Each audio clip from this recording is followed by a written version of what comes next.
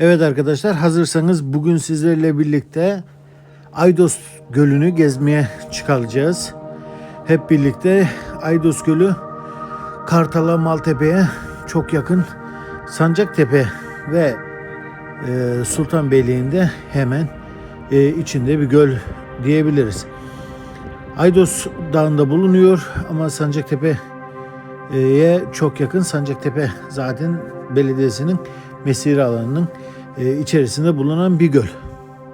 Arkadaşlar, bu gölde yunuslarla gezinti yapabilirsiniz, piknik yapabilirsiniz, semaver demleyebilir, hamak kurup akşama kadar yatabilir. Hatta gölün etrafında da yürüyüş de yapabilirsiniz. Bu göle araçlarla giriş 100 TL. Ancak ben yürüyerek girmek istiyorum derseniz de Sancaktepe Belediyesi'nin mesire alanı tarafını tercih etmenizde fayda var. Gölün dört bir tarafından yürüyüş yolları var.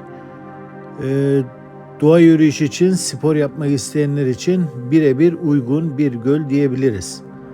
Ayrıca ailenizle birlikte gelip huzur içerisinde gezip doğayla iç içe doğa yürüyüşü yapma imkanınız da var.